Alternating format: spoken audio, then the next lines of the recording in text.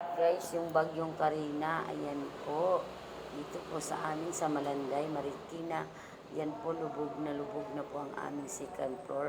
At yung pagkatapos nung, tingnan nyo po guys, oh. Ayan po ang second floor namin. Tapos, ayan po, nung pagkatapos ng baha, ayan po ang nangyari po sa aming bahay.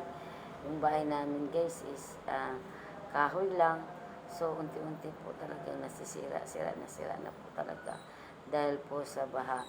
Ayan po guys, so ang gulo-gulo po ng aming tahanan. Ayan po, ako po dyan na guys ay naglilinis na. At yan, nilalabas na po namin aming mga gamit at naglilinis po ako dyan.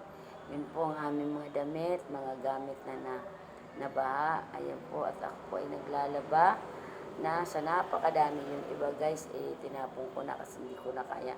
Sobrang putik na po yung mga iba po namin mga damit.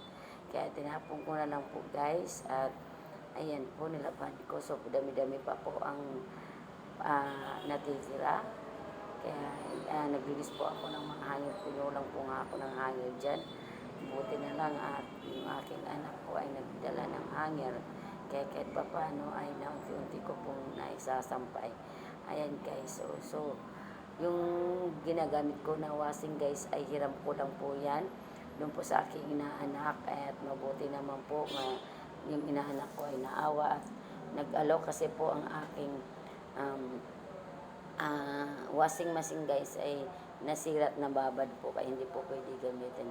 So napakahirap din guys kasi wala po akong dryer. Kaya ang hirap-hirap po magpatuyo, at yung pong aking asawa doon po sa tapat po ng aming bahay po, at mayroon po diyang bike po na nakaparada, ginawa din po namin sampayan. Kaya yung asawa ko po guys ay gumawa ng sampayan. Yung pong sampayan na yan guys ay sira na po talaga yan. So kinuha lang ng asawa ko para lagyan ng kahoy para po mayroon kaming paggagamitan at pagsasampayan. Ayan guys, yun po guys, at maraming at yan guys, napakadami pa po guys, diba? Ayan, nanghiram po ako ng tin para hindi po mainitan po pag laba ko, pag-aayos po dyan. Ayan guys, so nadami-dami pa po.